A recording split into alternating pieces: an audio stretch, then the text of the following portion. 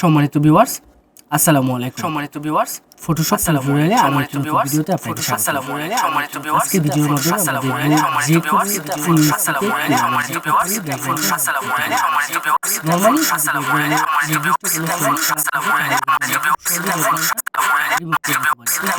আমার ক্যানভাসে যে ছবিটি দেখতে পাচ্ছেন, যদি ঠিক এরকম কোনো ইমেজ থাকে যার পিছনে মাল্টিপল ব্যাকগ্রাউন্ড রয়েছে, সেই ক্ষেত্রে আমরা কিভাবে ব্যাকগ্রাউন্ডটা রিমুভ করব। আমি এখানে দুটো ইমেজ নিয়েছি আপনাদেরকে দেখানোর সুবিধার্থে। তো এই ইমেজগুলোতে আমি খুব সহজেই ব্যাকগ্রাউন্ডটা ইরেজ করে নিব এবং পিছনে যে কোনো ধরনের একটা ব্যাকগ্রাউন্ড অ্যাড করতে পারবো এবং আমরা চাইলে যে কোনো একটা সলিড কালারও অ্যাড করে নিতে পারবো। তো কথা না বাড়িয়ে আমরা মূল ভিডিওতে চলে যাচ্ছি। আর এরকম গুরুত্বপূর্ণ টেক টিউটোরিয়ালের জন্য অবশ্যই আমাদের চ্যানেল।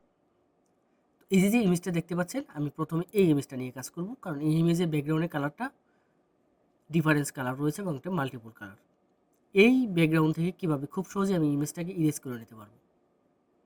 প্রথমে আমি যে কাজটি করব, আমি চলে যাব সিলেক্টে। সিলেক্ট থেকে এখানে দেখবেন সিলেক্ট অ্যান্ড মাস্ক, এটাকে আমি চাইলে কিবোর্ড শর্টকাটেও করে নিতে পারবো। কন্ট্রোল অল্টার প্লাস আর প্রেস করে, অর্থাৎ তিনটা বাটন যদি একসাথে চাপ দিই তাহলে আমার এই সিলেক্ট অ্যান্ড মাস্ক লেয়ারটা চলে আসবে।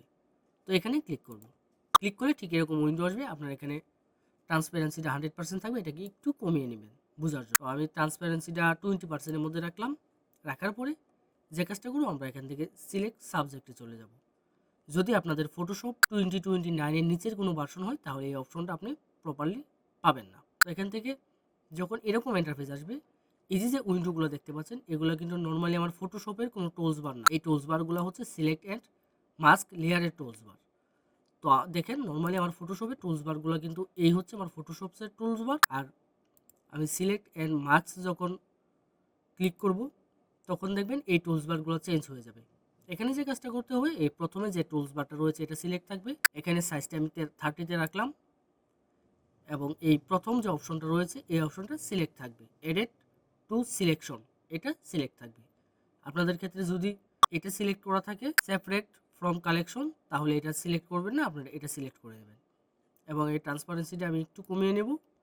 নেওয়ার পর এখন আমি যে কাজটা করব, এখান থেকে সিলেক্ট সাবজেক্টে ক্লিক করব। এখানে ক্লিক করে কিছুক্ষণ অপেক্ষা করতে হবে। কিছুক্ষণের মধ্যেই আমার যে সাবজেক্টটা রয়েছে সেই সাবজেক্টটা প্রপারলি সিলেক্ট হয়ে যাবে। দেখেন আমার সাবজেক্টটা প্রপারলি সিলেক্ট হয়ে গেল।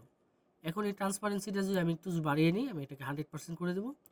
দেখেন প্রপারলি আমার যে ইমেজটা ছিল সেই ইমেজের ব্যাকগ্রাউন্ডটা রিমুভ হয়ে গেল। দেন এখান থেকে আমি যে কাজটা করব, ওকেতে ক্লিক করব। এখন দেখেন আমার যে ব্যাকগ্রাউন্ডটা ছিল সেই ব্যাকগ্রাউন্ডটা কিন্তু নাই। এখন আমি চাইলে এখানে কোনো একটা সলিড কালার অ্যাড করতে পারবো বা এখানে যে কোনো ধরনের একটি অন্য ব্যাকগ্রাউন্ড ইউজ করতে পারবো। এখন যে কাজটা করবো, আমি এখান থেকে একটি সলিড কালার অ্যাড করবো। তার জন্য চলে যাব create new fill or adjustment layer, এখানে ক্লিক করব। ক্লিক করে সবার উপরে পেয়ে যাব সলিড কালার। এখান থেকে সলিড কালারটা সিলেক্ট করে দেবো।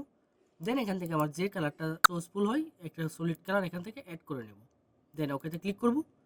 ক্লিক করে এখানে দুটি লেয়ার থাকবে একসাথে। তো উপরের লেয়ারটি সিলেক্ট থাকা অবস্থায় আমি এই উপরের লেয়ারটিকে ব্যাকগ্রাউন্ড লেয়ারের নিচে নিয়ে আসবো। এখানে মাউস ড্র্যাগ করে ধরে নিচে ছেড়ে দেবো। দেখেন আমার একটা সলিড কালার অ্যাড হয়ে গেল। ইমেজটাকে আমরা একটু জুম করে যদি দেখি, দেখেন প্রপারলি আমার ব্যাকগ্রাউন্ডটা ইরেজ হয়ে গেল।